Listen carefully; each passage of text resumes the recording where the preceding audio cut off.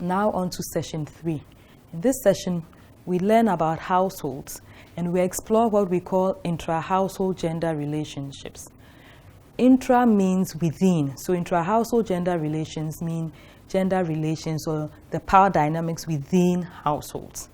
So we'll discuss social relations at the household level and think about how it affects access to and control of resources. At the end of this session, you should be able to think about how all of this impacts on the lives of women. So in this session, we are going to list and explain the different types of households, explain how power relations within households affect women's social and economic welfare, discuss women's triple roles, and explain how it affects their participation in other spheres of life, and then explain why women's reproductive work is not as valued as productive work of men. So what's a household? It's a person or group of related or unrelated persons who live together in the same housing unit, share the same housekeeping and cooking arrangements, and are considered as one unit. Often there'll be an adult male or female considered as the head of the household. It may be a man, his wife or wives, children, and some relatives or non-relatives who may live with them. Now, it's important to keep in mind that most families live in a household, but not all households consist of families. So a household might have a number of people who are family members and others who are not family members. In Ghana, for example, many households include house helps. Now, sometimes the house help is a distant relative. So in that case, the household will consist of family members.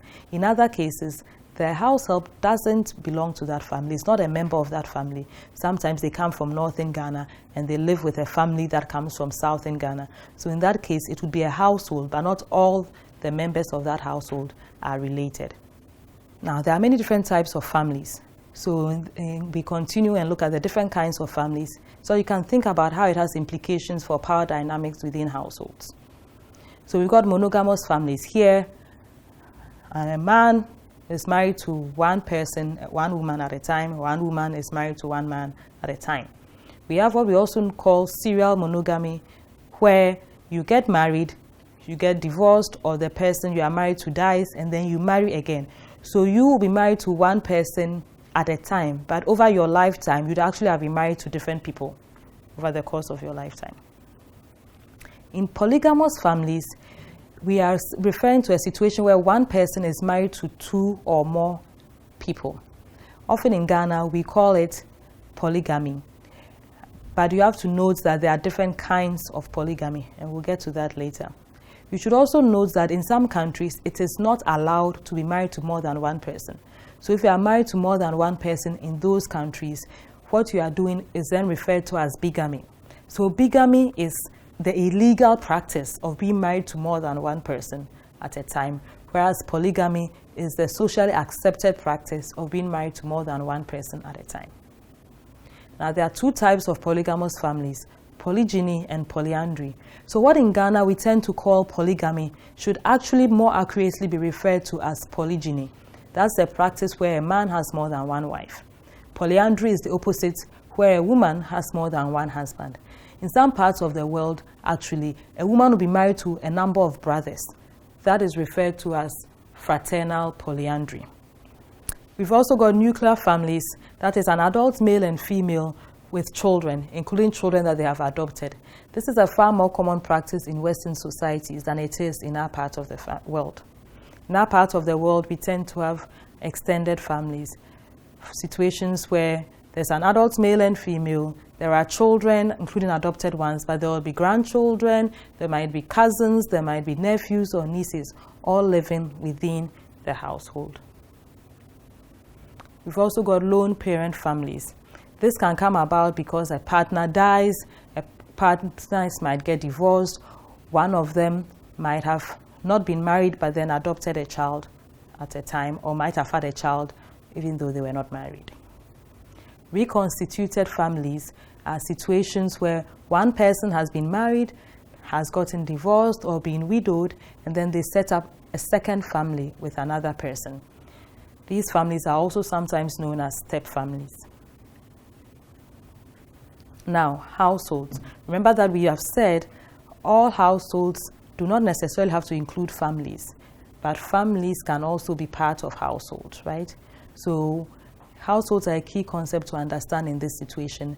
We are going to be discussing now the assumptions we make about households, sometimes because we think households are synonymous with families. Sometimes it's also because of the way we've just constructed households. So there are three major assumptions about households that we are going to discuss, and the key things for you to think about the ways in which those assumptions are false. So the first one is the idea that households consist of a nuclear family, of a husband, wife, and 2 or more children. In such a family, the husband is the head of the household, and all the other members of the household are dependent on this husband. This assumption ignores the fact that they're actually female-headed households. And so in terms of policy planning, women are not considered as being heads of households, and so the planning doesn't incorporate women-headed households into planning. And yet we know that around the world, women head households. Globally, 1/3 of the world's households are headed by women. In Ghana, based on the statistics from 2014 coming out of the Ghana Living Standards Survey, 30% of households are headed by women. When you go to the rural coastal part of Ghana, it's almost as high as 40%. Now, female-headed households can be either what we call de facto or de jure. De facto means that the husband is temporarily absent. De jure means that the husband is permanently absent. A second assumption that we make about households is the idea that the household is a socioeconomic unit where there are equal amounts of goods for men and women in those households, that the decision-making that takes place in those households are made equally between men, the adult members in that family. What this perspective ignores is that in reality, access to resources within households are quite unequal. In many parts of our continent, for example, men will have direct access to land, but women's access to land will be indirect. You gain the land through your male relatives or your husband. So in such a situation, in a household, there isn't actually equal access to resources. If you think in terms of education as well, a similar thing can be said. Access to education on our continent has not been equal for a very long time. If there are not enough resources in a household, money will not be split equally between men and women. The monies for education will be given to men at the expense of women.